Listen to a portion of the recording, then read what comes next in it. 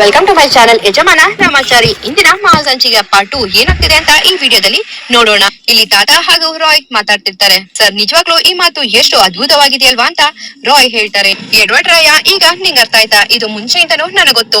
ಈ ದಾರಿಲಿ ಹೋದ್ರೆ ಮನ್ಸಿಗೊಂಥರ ತೃಪ್ತಿ ಇರುತ್ತೆ. ಇದು ಒಂದ್ ಕಡೆ. ಇನ್ನೊಂದ್ ಕಡೆ ಏನ್ ಅನ್ಸುತ್ತೆ ಗೊತ್ತಾ? ಇದನ್ನೆಲ್ಲ ಅನ್ಭವಿಸಿದ್ಮೇಲೆ ಎಲ್ಲೆಲ್ಲೋ ಏನೇನೋ ಕಂಡ್ರು ನಮ್ಮವ್ರೆ ನಮ್ಗೆ ವಾಸಿ ಅಂತ ಅನ್ಸುತ್ತೆ. ಇದು ನಾನ್ ಹೇಳಿದ ಮಾತಲ್ಲ, ನಮ್ಮ ಅಣ್ಣವ್ರು ಹೇಳಿದ ಮಾತು ಅಂತ ತಾತ ಹೇಳ್ತಾರೆ. ಯಾಕೆ ಸರ್ ಈಗ ಈ ಮಾತು ಬಂತು? ಅಲ್ಲೇನಾದ್ರೂ ಬ್ಯಾಡ್ ಎಕ್ಸ್ಪೀರಿಯನ್ಸ್ ಆಯ್ತಾ ಹೇಗೆ ಅಂತ ರಾಯ್ ಕೇಳ್ತಾರೆ. ಬ್ಯಾಡ್ ಎಕ್ಸ್ಪೀರಿಯನ್ಸ್ ಏನು ಇಲ್ಲ ಕಣೋ, ಅಲ್ಲಿ ಎಲ್ಲಾ ಜಾಗಗಳು ಅದ್ಭುತ, ಹಾಗೆ ಜನಗಳು ಅದ್ಭುತ. ಅಲ್ಲಿ ಕಾಫಿ ತಿಂಡಿ ಏನು ಚೆನ್ನಾಗಿಲ್ಲ, ಇಂಥದಂತೂ ಕಾಫಿ ಸಿಗ್ಲಿಲ್ಲ ಅಲ್ಲಿ. ಅದಕ್ಕೆ ಒಂದೊಂದ್ಸಲಿ ಅನ್ಸ್ಬಿಡುತ್ತೆ ಎಲ್ಲಾನು ಮಾಡೋದಕ್ಕೆ ನಾವೇ ಕಲ್ತಿರ್ಬೇಕು ಅಂತ. ಆಗ ನೋಡು ಇಂಥ ಸಮಸ್ಯೆ ಬರೋದಿಲ್ಲ ಅಂತ ಅನ್ಸ್ಬಿಡುತ್ತೆ ಅಂತ ತಾತ ಹೇಳ್ತಾರೆ. ನೀವು ಬಿಡಿ ಸರ್, ಎಲ್ಲಾ ತರನು ಕಲ್ಸ್ಕೊಡ್ತೀರಾ ಅಂತ ಇಲ್ಲಿ ರಾಯ್ ಹೇಳ್ತೀರಾ. ಹೌದು ರಾಯ್, ಎಲ್ಲದಕ್ಕೂ ನಾವು ಅಡ್ಜಸ್ಟ್ ಆಗಿರ್ಬೇಕು, ಆಗ್ತಾನೆ ಇಂಥ ಜಗತ್ತಲ್ಲಿ ಬದುಕೋದಕ್ಕಾಗೋದು ಅಂತ ತಾತ ಹೇಳ್ತೀರಿ. ಹೌದು ಸರ್, ನಿಮ್ಮ ಸರಿನೇ. ಅದಕ್ಕೆ ಅಲ್ವಾ ನಮ್ಮ ಮೇಡಮ್ನ ಎಲ್ಲಾ ರೀತಿ ಅಡ್ಜಸ್ಟ್ ಆಗ್ಬೇಕು ಅಂತ ಚೆನ್ನಾಗಿ ಅವ್ರಿಗೆ ಬುದ್ಧಿ ಪಾಠ ಎಲ್ಲ ಕಲ್ಸ್ಕೊಟ್ಟಿದ್ದೀರಾ.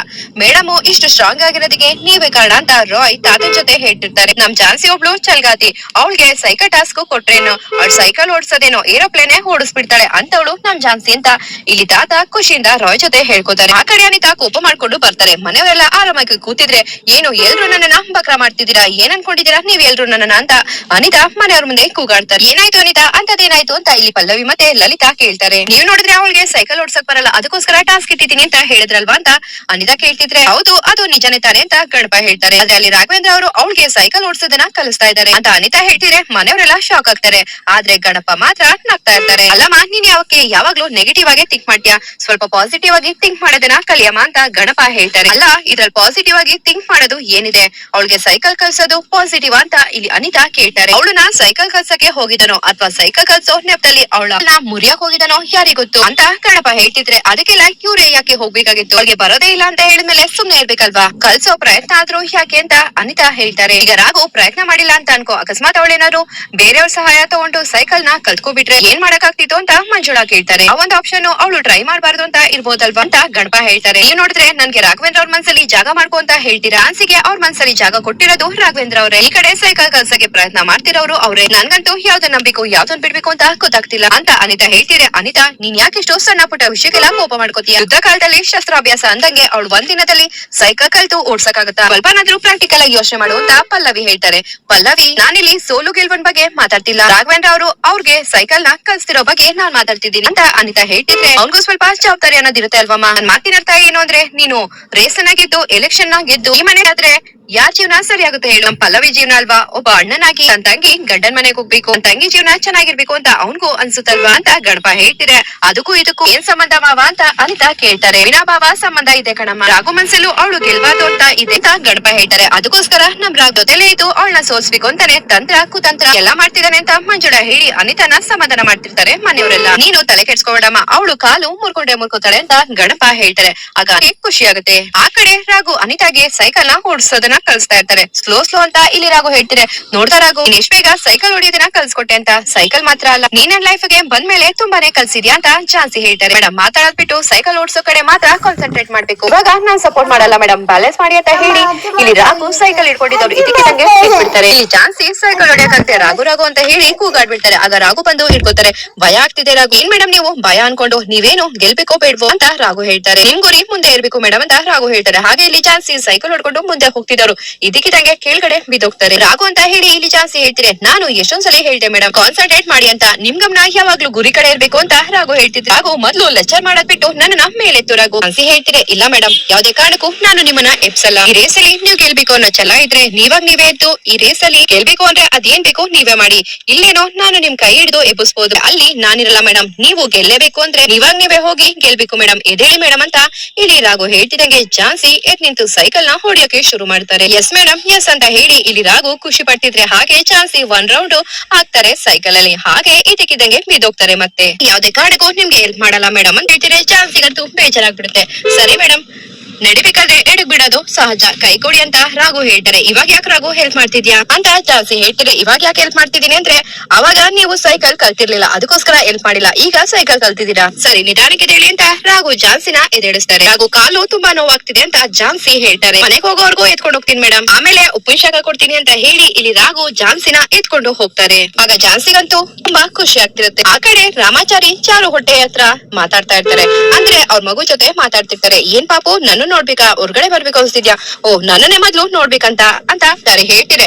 ಏನ್ ನಡೀತಾ ಇದೆ ಅಂತ ಚಾರು ಕೇಳ್ತಾರೆ. ಅದು ಚಾರು ಮೇಡಮ್, ನಮ್ ಮಗು ನನ್ನನ್ನ ನೋಡ್ಬೇಕು ಅನ್ಸ್ತಿದ್ಯಂತೆ, ಮೊದ್ಲು ನನ್ನ ನೋಡಿದ್ಮೇಲೆ ನಿಮ್ಮನ್ನ ನೋಡುತ್ತಂತೆ ಅಂತ ರಾಮಾಚಾರಿ ಹೇಳ್ತೀರಾ. ಹೌದಾ, ಸಾಕು ಅಂತ ಚಾರು ಹೇಳ್ತಾರೆ. ಏನ್ರಿ ಮೇಡಮ್, ಅದು ನನ್ ಮಗುಗೆ ಮತ್ತೆ ನನ್ಗಿರೋ ಅಟ್ಯಾಚ್ಮೆಂಟ್, ನಮ್ ಪ್ರೀತಿ ನೋಡಿ ಕಣ್ಣಾಕ್ಬೇಡಿ ಅಂತ ರಾಮಾಚಾರಿ ಹೇಳ್ತಿರೆ.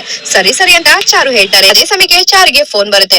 ನೀನು ನಮ್ ಪ್ರೀತಿ ಮೇಲೆ ಕರ ಅಂತ ಹೇಳ್ತಿದ್ರೆ, ಈಗ ನೋಡಿ ಫೋನ್ ಬಂತು ಅಂತ ಚಾರು ಹೇಳ್ತಾರೆ. ಯಾರ್ ಮೇಡಮ್ ಅಂತ ರಾಮಾಚಾರಿ ಕೇಳ್ತಿದ್ರೆ, ಇನ್ಯಾರು ಆ ವಿವೇಕ್ ಅಂತ ಚಾರು ಹೇಳ್ತಾರೆ. ನೀವ್ ಯಾಕ್ರಿ ಟೆನ್ಷನ್ ಮಾಡ್ಕೋತೀರಾ, ಎತ್ಬೇಡಿ ಬಿಡಿ ಅಂತ ರಾಮಾಚಾರಿ ಹೇಳ್ತಾರೆ. ಆಮೇಲೆ ಚಾರು ಫೋನ್ ನ ಅಲ್ಲೇ ಇಟ್ಬಿಡ್ತಾರೆ. ಆಗ ರಾಮಾಚಾರಿಗೆ ವಿವೇಕ್ ಕಾಲ್ ಮಾಡ್ತಾರೆ. ನೋಡಿ ಮೇಡಮ್, ನೀವು ಕಾಲ್ ರಿಸೀವ್ ಮಾಡಿಲ್ಲ ಅಂತ ಹೇಳಿ ನನ್ಗೆ ಕಾಲ್ ಮಾಡ್ತಿದ್ದಾನೆ. ರಾಮಾಚಾರಿ ಹೇಳ್ತಿದ್ರೆ, ನೀನು ಪಿಕ್ ಮಾಡ್ಬೇಡ ಬಿಡು ರಾಮಾಚಾರಿ, ಕಟ್ ಮಾಡು ಅಂತ ಚಾರು ಹೇಳ್ತಾರೆ.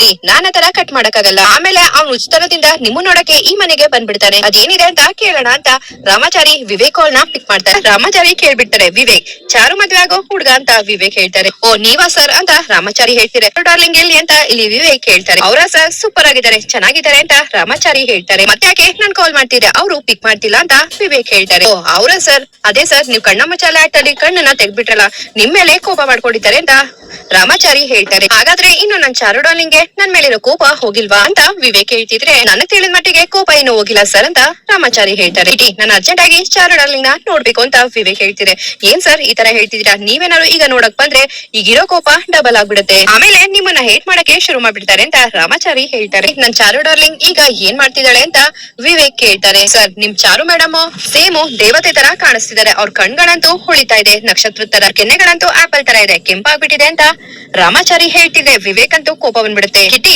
ನೀನ್ ಯಾಕೆ ನನ್ ಚಾರು ಡಾರ್ಲಿಂಗ್ ಬಗ್ಗೆ ಆತರ ಹೇಳ್ತಿದ್ಯಾ, ನಂಗ್ ಸ್ವಲ್ಪನೂ ಇಷ್ಟ ಆಗಲ್ಲ ಅಂತ ವಿವೇಕ್ ಹೇಳ್ತಿದ್ರೆ. ಅಲ್ಲ ಸರ್, ನಾನು ಆತರ ಹೇಳಿದೆ ಅಲ್ವಾ, ನಿಮ್ಮ ಚಾರು ಅವರು ಯಾವ ತರ ಇದಾರೆ ಅಂತ ನಿಮ್ಗೆ ಗೊತ್ತಾಗದು ಅಂತ ರಾಮಾಚಾರಿ ಹೇಳ್ತಾರೆ. ಸರ್ ಒಂದ್ ನಿಮಿಷ ಸರ್, ಯಾಕೋ ಚಾರು ಮೇಡಮ್ ನನ್ನ ಗುರಾಯಿಸಿದ್ರೆ ಕೋಪ ಬಂದಿರ್ಬೇಕು, ನಾನ್ ಕಾಲ್ ಕಟ್ ಮಾಡ್ತೀನಿ ಅಂತ ಹೇಳಿ ಕಾಲ್ ನ ಕಟ್ ಮಾಡ್ಬಿಡ್ತಾರೆ. ಏನ್ ರಾಮಾಚಾರಿ ತುಂಬಾ ಹೋಗ್ಲುತ್ತಿದ್ಯಲ್ಲ ಅಂತ ಚಾರು ಕೇಳ್ತಿದೆ.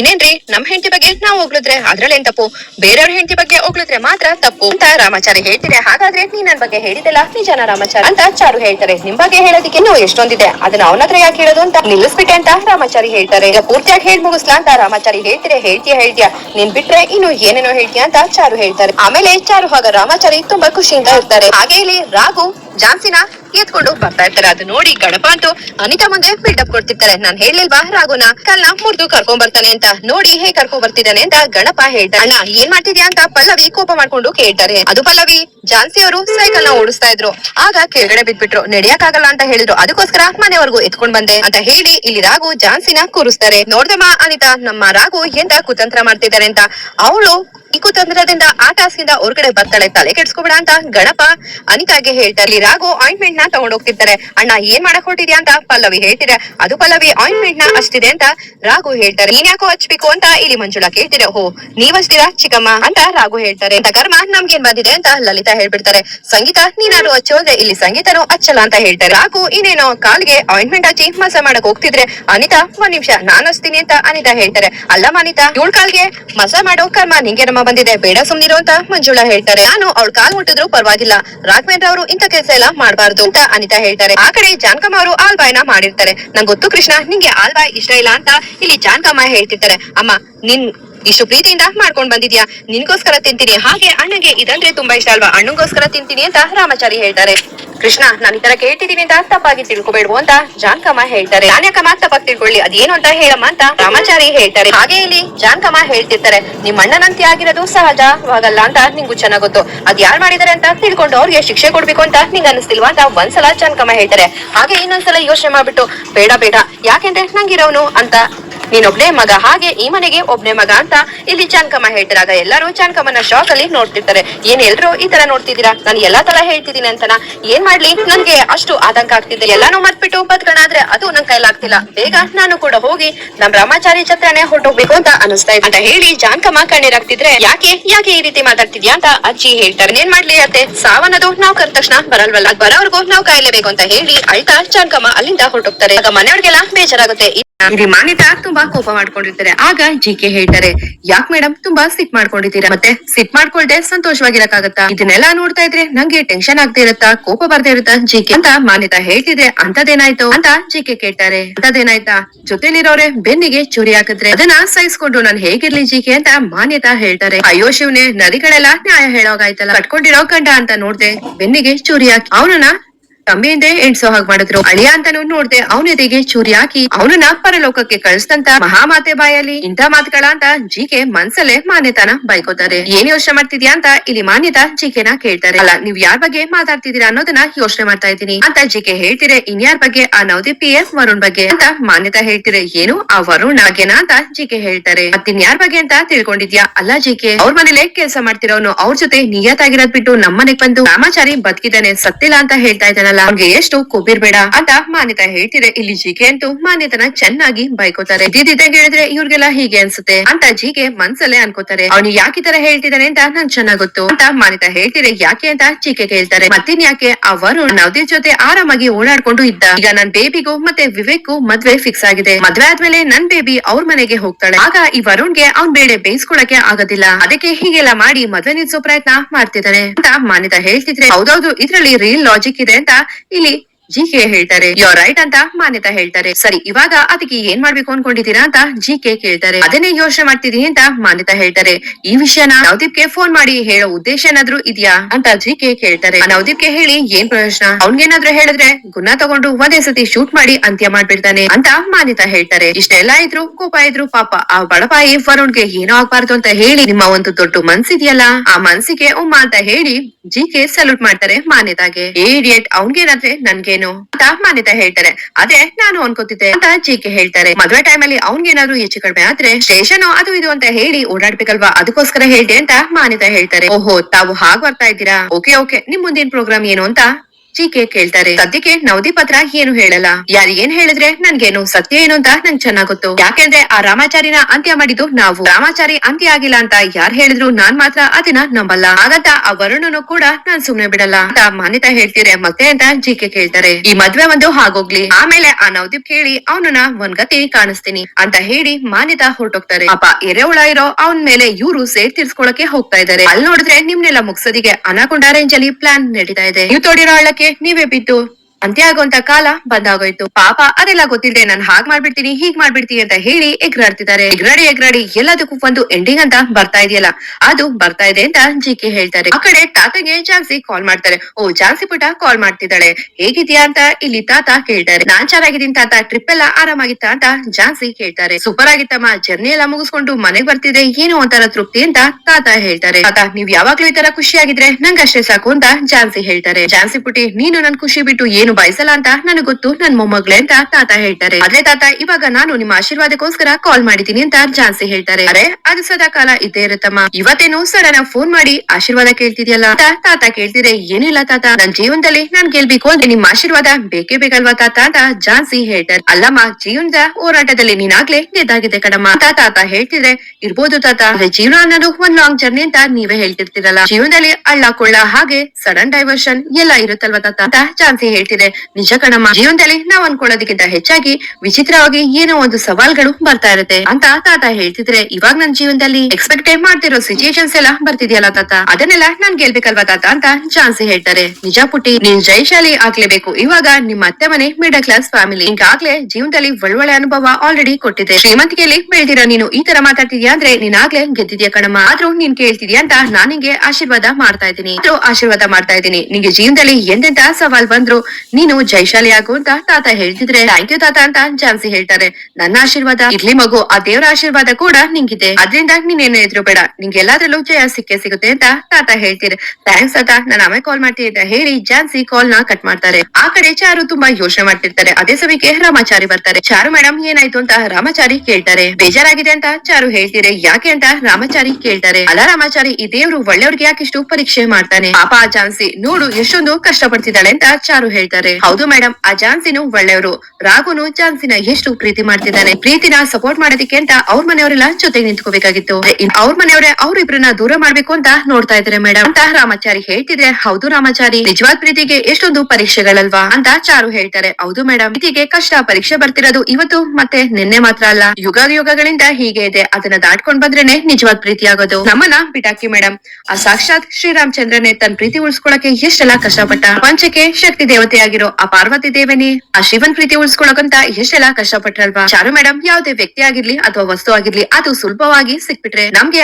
ಅದ್ರ ಮಹತ್ವ ಗೊತ್ತಾಗಲ್ಲ, ಕಷ್ಟಪಟ್ಟು ಹೋರಾಡಿ ಅದನ್ನ ಗೆದ್ಕೊಂಡಾಗ್ಲೇ ಮೇಡಮ್ ಅದ್ರ ಮೇಲಿರೋ ಪ್ರೀತಿ ಇನ್ನೂ ಹೆಚ್ಚಾಗಿ ನಮ್ ಜೀವ ಇರೋವರೆಗೂ ಉಳಿಸ್ಕೋಬೇಕಂತ ಹೇಳಿ ಯಾವಾಗ್ಲೂ ಹೋರಾಡ್ತಿರ್ತೀವಿ. ಅದೇ ತರ ಇವ್ರಿಬ್ರು ನಡುವೆ ಇರೋ ನಿಜವಾದ ಪ್ರೀತಿನೇ ಅವ್ರಿಬ್ರು ಗೆಲ್ಲೋ ಹಾಗೆ ಮಾಡೇ ಮಾಡುತ್ತೆ ಮೇಡಮ್, ನೋಡ್ತಾ ಇರಿ ಅಂತ ರಾಮಾಚಾರಿ ಹೇಳ್ತಾರೆ. ನೋಡೋದಲ್ಲ ರಾಮಾಚಾರಿ, ಅವ್ರಿಬ್ರು ಗೆಲ್ಲೋದಕ್ಕೆ ಅದೇನ್ ಸಹಾಯ ಬೇಕು ನಾವೇ ನಿಂತು ಮಾಡ್ಬೇಕು ಅಂತ ಚಾರು ಹೇಳ್ತಿದೆ. ಖಂಡಿತ ಚಾರು ಮೇಡಮ್, ಅವ್ರಿಬ್ರು ಬೆನ್ಬಾಗ್ಲಾಗಿ ಇರೋದಕ್ಕೆ ನಾವಿಬ್ರು ಹೋಗ್ತಾ ಇದೀವಿ. ಸದ್ಯಕ್ಕೆ ನಮ್ಮಿಬ್ರು ಜೀವನನು ಹಾಗೆ ಅಲ್ವಾ ಇರೋದು, ಹೋರಾಟ ಮಾಡ್ಕೊಂಡು ಸಂಸಾರ ಮಾಡ್ತಿದೀವಿ, ಯಾರೇ ಗೊತ್ತು ನಾವ್ ಅವ್ರಿಗೆ ಮಾಡೋ ಸಹಾಯದಿಂದ ಅದ್ರ ಫಲದಿಂದ ನಮಗೂ ಯಾರಾದ್ರೂ ಸಹಾಯ ಮಾಡ್ಬೋದು ಅಂತ ರಾಮಾಚಾರಿ ಹೇಳ್ತಿದೆ. ಹೌದು ರಾಮಾಚಾರಿ, ನಾಳೆ ಯಾವ್ದೇ ಕಾರಣಕ್ಕೂ ಅವ್ರಿಬ್ರು ಸೋಲ್ಬಾರ್ದು, ಅವ್ರು ನಾನ್ ಕೇಳ್ಸೋ ಜವಾಬ್ದಾರಿ ನಮ್ದು ಅಂತ ಚಾರು ಹೇಳ್ತಾರೆ. ಇಲ್ಲಿ ರಾಮಾಚಾರಿ ಚಾರು ಹೇಳಿದಕ್ಕೆ ಸ್ಮೈಲ್ ಕೊಡ್ತಾ ಇರ್ತಾರೆ. ಆ ಕಡೆ ಟಾಸ್ಕ್ ಗೆ ಝಾನ್ಸಿ ಹಾಗೂ ಅನಿತಾ ರೆಡಿ ಆಗಿರ್ತಾರೆ. ಇಲ್ಲಿ ಗಣಪ ಮಧ್ಯ ನಿಂತ್ಕೊಂಡು ಟಾಸ್ಕ್ ನಿಯಮಗಳನ್ನ ಹೇಳ್ತೀನಿ ಕೇಳಿಸ್ಕೊಳ್ಳಿ ಅಂತ ಗಣಪ ಹೇಳ್ತಿದ್ರೆ, ನಿಮ್ ದೊಡ್ಡಪ್ಪ ಬಲ್ನನ್ ಮಗ ಕಣೋ, ಆಲ್ರೆಡಿ ಕ್ವಶನ್ ಪೇಪರ್ ನ ಲೀಕ್ ಮಾಡ್ಬಿಟ್ಟು ಏನು ಗೊತ್ತಿಲ್ದಿರೋ ತರ ಹೆಂಗೆ ಡವ್ ಮಾಡ್ತಿದ್ದಾರೆ ನಿಮ್ ದೊಡ್ಡಪ್ಪ ನೋಡು ಅಂತ ತರುಣ ರಾಘುನ ರೇಗಿಸ್ತಾರೆ. ಹಾಗೆ ಇಲ್ಲಿ ಈ ರೇಸ್ ಸ್ಟಾರ್ಟ್ ಆಗುತ್ತೆ ಅಂತ ಗಣಪ ಅವರು ಒಂದ್ ಮ್ಯಾಪ್ ತರ ಬೋರ್ಡ್ ಅಲ್ಲಿ ತೋರಿಸ್ತಿರ್ತಾರೆ. ಹೀಗೆ ಸ್ಟಾರ್ಟ್ ಆಗುತ್ತೆ, ಎಂಡ್ ಆಗೋದು ಒಂದು ದೇವಸ್ಥಾನದಲ್ಲಿ. ಹಾಗೆ ಈ ರೇಸು 5 ಕಿಲೋಮೀಟರ್ ಇರುತ್ತೆ, ಅಲ್ಲಿಂದ ಫ್ಲಾಗ್ ತಗೊಂಡು ವಾಪಸ್ಸು ನೀವು ಹಾಗೆ ಬಂದು ಇಲ್ಲಿಗೆ ಎಂಡ್ ಆಗುತ್ತೆ ಅಂತ ಗಣಪ ಹೇಳಿ, ಏನಾದ್ರು ಡೌಟ್ ಇದೆಯಾ ಅಂತ ಕೇಳ್ತಾರೆ. ನನ್ಗೇನು ಡೌಟ್ ಇಲ್ಲ ದೊಡ್ಡ ಮಾವ ಅಂತ ಝಾನ್ಸಿ ಹೇಳ್ತಿದೆ. ನನ್ಗೂ ಅಷ್ಟೇ ದೊಡ್ಡ ಮಾವ, ಯಾವ ಡೌಟ್ಸ್ ಕೂಡ ಇಲ್ಲ ಅಂತ ಅನಿತಾ ಹೇಳ್ತಿದೆ. ಹಾಗಿದ್ರೆ ಇಬ್ರು ಪೊಸಿಷನ್ ತಗೊಳ್ಳಿ ಅಂತ ಗಣಪ ಹೇಳ್ತಾರೆ. ಹಾಗೆ ಇಲ್ಲಿ ಝಾನ್ಸಿ ಹಾಗೂ ಅನಿತಾ ಸೈಕಲ್ ಮೇಲೆ ಕೂತ್ಕೋತಾರೆ. ಹಾಗೆ ಇಲ್ಲಿ ಗಣಪ ಹೇಳ್ತಾರೆ, ಈ ಟಾಸ್ಕ್ ಮಾಡೋದಕ್ಕಿಂತ ಮುಂಚೆ ಒಂದ್ ಕುಂಬಳಕಾಯಿ ಉಡಿಸ್ತಿದೀನಿ ಅಂತ ಹೇಳಿ ಅವರು ತರುಣಾಗ್ ಹೇಳ್ತಿದೆ. ಇಲ್ಲಿ ತರುಣ ಅವರು ದೃಷ್ಟಿ ತೆಗೆದು ಕುಂಬಳಕಾಯಿನ ಹೊಡಿತಾರೆ. ಹಾಗೆ ಇಲ್ಲಿ ಝಾನ್ಸಿ ಇದಕ್ಕಿದಂಗೆ ಸೈಕಲ್ ಇಂದ ಇಳಿದ್ ಬಿಡ್ತಾರೆ. ಯಾಕಮ್ಮ ಏನಾಯ್ತು, ರೇಸು ಶುರು ಆಗೋದಕ್ಕಿಂತ ಮುಂಚೆ ಇಳಿತಿದ್ಯಲ್ಲ, ವಾಕೌಟ್ ಮಾಡೋ ಏನಾದ್ರು ನಿರ್ಧಾರ ಮಾಡ್ದ ಹೇಗೆ ಅಂತ ಗಣಪ ಝಾನ್ಸಿನ ಕೇಳ್ತಾರೆ. ಇಲ್ಲ ದೊಡ್ಡ ಮಾವ, ನಾನ್ ರೇಸ್ ಸ್ಟಾರ್ಟ್ ಮಾಡೋದಕ್ಕಿಂತ ಮುಂಚೆ ನನ್ ಗಂಡನ ಆಶೀರ್ವಾದ ತಗೊಳ್ಳೋಣ ಅಂತ ಝಾನ್ಸಿ ಹೇಳ್ತಿದ್ರೆ. ಮನೆಯವರೆಲ್ಲ ಶಾಕ್ ಆಗ್ತಾರೆ. ಆಮೇಲೆ ಝಾನ್ಸಿ ರಾಘು ಮುಂದೆ ಬಂದು ನಿಂತ್ಕೋತಾರೆ. ಯಜಮಾನ್ರೆ ನಂಗೆ ಆಶೀರ್ವಾದ ಮಾಡಿ ಅಂತ ಹೇಳಿ ಇಲ್ಲಿ ಝಾನ್ಸಿ ರಾಘು ಕಾಲ್ಗೆ ಬೀಳ್ತಾರೆ. ಮನೆಯವರೆಲ್ಲ ಕೋಪ ಮಾಡ್ಕೊಂಡು ರಾಘುನ ನೋಡ್ತಿರ್ತಾರೆ. ಒಳ್ಳೇದಾಗ್ಲಿ ಮೇಡಮ್ ಅಂತ ಇಲ್ಲಿ ರಾಘು ಕೊನೆಗೂ ಆಶೀರ್ವಾದ ಮಾಡ್ತಾರೆ. ಹಾಗೆ ಬರ್ತಿರೇರಿ ಗಣಪ ಅವರಂತೂ ದೂರ ಹೊರಟೋಗ್ತಾರೆ. ನನ್ ಕಾಲ್ಗೆ ಯಾರು ಬೀಳೋದೇನ್ ಬೇಡಪ್ಪ, ನನ್ನ ಆಶೀರ್ವಾದ ಯಾರಿಗಿರ್ಬೇಕು ಅವ್ರಿಗೆ ಇರುತ್ತೆ ಅಂತ ಗಣಪ ಹೇಳ್ತಾರೆ. ಏನೇನೋ ಹೇಳ್ತಿದ್ರಲ್ಲ, ಅವಳೇನು ನಿಮ್ಮ ಹತ್ರ ಆಶೀರ್ವಾದ ತಗೊಳಕ್ಕೆ ಬರ್ತಾ ಇರ್ಲಿಲ್ಲ ಬಿಡಿ ಅಂತ ಲಲಿತಾ ಹೇಳ್ತಾರೆ. ಏನಿಲ್ಲ ಲಲಿತಾ, ನನ್ನ ಆಶೀರ್ವಾದ ತುಂಬಾ ಪವರ್ಫುಲ್ ಅಲ್ವಾ, ಸುಮ್ನೆ ಯಾಕೆ ರಿಸ್ಕ್ ಅಂತ ಆತರ ಹೇಳ್ತೆ ಅಷ್ಟೇ ಅಂತ ಗಣಪ ಹೇಳ್ತಾರೆ. ಸರಿ ರೆಡಿನಾ ಅಂತ ಹೇಳಿ ಟಾಸ್ಕ್ ನ ಶುರು ಮಾಡ್ತಾರೆ. ಹಾಗೆ ಇಲ್ಲಿ ಝಾನ್ಸಿ ಹಾಗೂ ಅನಿತಾ ಸೈಕಲ್ ಓಡಿಸ್ಕೊಂಡು ಹೋಗ್ತಿರ್ತಾರೆ. ಇಲ್ಲಿ ಝಾನ್ಸಿ ಅಂತೂ ಸೈಕಲ್ ಓಡಿಸಲಿಕ್ಕೆ ಸ್ವಲ್ಪ ಕಷ್ಟ ಪಡ್ತಿರ್ತಾರೆ. ಅದು ನೋಡಿ ಇಲ್ಲಿ ರಾಘುಗೆ ಟೆನ್ಷನ್ ಶುರು ಆಗುತ್ತೆ. ಶುರುನಲ್ಲೇ ಹೀಗೆ ಮುಂದೆ ಹೇಗೋ ಗೊತ್ತಿಲ್ಲ ಅಂತ ಹೇಳಿ ಗಣಪ ರಾಘುಗೆ ಹೇಳ್ತಿರ. ರಾಘುಗಂತೂ ಟೆನ್ಷನ್ ಶುರು ಆಗುತ್ತೆ. ಹಾಗೆ ಸೈಕಲ್ ಓಡಿಸ್ಕೊಂಡು ಹೋಗ್ತಿದೆ. ಇಲ್ಲಿ ಅನಿತಾ ರೇಸ್ ಅಲ್ಲಿ ಮುಂದೆ ಇರ್ತಾರೆ. ಝಾನ್ಸಿ ಸೈಕಲ್ ಓಡಿಸಿದ್ದು ಸ್ವಲ್ಪ ಕಷ್ಟ ಆಗ್ತಿರುತ್ತೆ, ಆದ್ರೂ ಝಾನ್ಸಿ ಬೀಳ್ದೆ ಸೈಕಲ್ ನ ಓಡಿಸ್ತಿರ್ತಾರೆ. ಆ ಕಡೆ ಪಲ್ಲವಿ ಹೇಳ್ತಿರ್ತಾರೆ, ದೊಡ್ಡಪ್ಪ ನಮ್ ಪ್ಲಾನ್ ವರ್ಕೌಟ್ ಆಗುತ್ತಲ್ವಾ, ಯಾವ ಎಡವಟ್ ಇಲ್ದೆ ಎಲ್ಲ ಸರಿ ಹೋಗುತ್ತಲ್ವಾ ಅಂತ ಪಲ್ಲವಿ ಗಣಪಗೆ ಹೇಳ್ತಾರೆ. ನಿನ್ಗ ಡೌಟೇ ಬೇಡ, ಪ್ಲಾನ್ ಮಾಡಿರೋದು ಯಾರು ಹೇಳು, ನಾವ್ ತಾನೇ, ವರ್ಕೌಟ್ ಆಗೇ ಆಗುತ್ತೆ ಅಂತ ಗಣಪ ಹೇಳ್ತಿದೆ. ಬಾಬಾ ಅವಳಿಗೆ ಸೈಕಲ್ ರೇಸು ಬರಲ್ಲ ಅಂತ ಹೇಳಿತಾನೆ ನಾವು ಈ ಪ್ಲಾನ್ ನ ಮಾಡಿದ್ದು. ಅವಳು ನೋಡಿದ್ರೆ ಒಂದೇ ದಿನದಲ್ಲಿ ಸೈಕಲ್ ಕಲ್ತು ನಮ್ ಪ್ಲಾನ್ ನೆಲ್ಲ ಉಲ್ಟಾ ಮಾಡಿ ರೇಸ್ಗೆ ಹೊರಟೆ ಹೋದ್ಲಲ್ಲ ಬಾಬಾ ಅಂತ ಮಂಜುಳಾ ಹೇಳ್ತಿದ್ರೆ. ಮಂಜುಳಾ ಅಖಾಡದಲ್ಲಿ ಇಳಿದ ತಕ್ಷಣ ಕಪ್ಪು ನಮ್ದೆ ಅಂತ ಅನ್ಕೊಳ್ಳೋದು ತಪ್ಪು. ಸೈಕಲ್ ಕಲ್ತು ಅವಳು ರೇಸ್ ಅಲ್ಲಿ ಪಾರ್ಟಿಸಿಪೇಟ್ ಮಾಡಿದ ತಕ್ಷಣ ಗೆಲ್ಲೋದು ಅಷ್ಟು ಈಸಿ ಅಂತ ಅನ್ಕೊಂಡ. ನೋಡಮ್ಮ, ಸೈಕಲ್ ಕಲಿಯೋದು ಅವಳ ಕೈಲಿ ಇತ್ತು, ಅದನ್ನ ಕಲ್ತ್ಲು, ಆದ್ರೆ ಅವಳ ಸೋಲು ನಮ್ ಕೈಯಲ್ಲೇ ಇರೋದು ಅಂತ ಗಣಪ ಹೇಳ್ತಾರೆ. ಆದ್ರೆ ಇವಾಗ ಅವಳು ಅನಿತಾಯಿಂದನೇ ಹೋಗ್ತಿದ್ದಾಳಂತೆ, ಅನಿತಾಗೆ ಟಫ್ ಕಾಂಪಿಟೇಷನ್ ಕೊಡ್ತಿದ್ದಾಳಂತೆ ಅಂತ ಪಲ್ಲವಿ ಹೇಳ್ತಿದೆ. ಕೊಡ್ಲಿ ಬಿಡಮ್ಮ, ಮೂರನೇ ತಿರುವಿದೆ ನೋಡು, ಅದನ್ನ ಅನಿತಾ ದಾಟಿ ಪಾಸ್ ಮಾಡಿದ ತಕ್ಷಣ ರೋಡ್ಗೆ ಒಂದು ತಂತಿ ಅಡ್ಡ ಬರುತ್ತೆ ಅಂತ ಗಣಪ ಹೇಳ್ತಾರೆ. ಹಾಗೆ ಇಲ್ಲಿ ಅನಿತಾ ಹೋಗ್ತಿದ್ರೆ, ಹಿಂದೆ ಝಾನ್ಸಿ ಹೋಗ್ತಿರ್ತಾರೆ. ಸಂಚಿಕೆ ಮುಕ್ತ ಆಗಿರುತ್ತೆ. ವಿಡಿಯೋ ಇಷ್ಟ ಆದ್ರೆ ಫನ್ ಲೈಕ್ ಕೊಡುತ್ತೀನ ಮರಿಬೇಡಿ. ಹಾಗೆ ನನ್ನ ಚಾನಲ್ಗೆ ಸಬ್ಸ್ಕ್ರೈಬ್ ಆಗಿ. Thank you.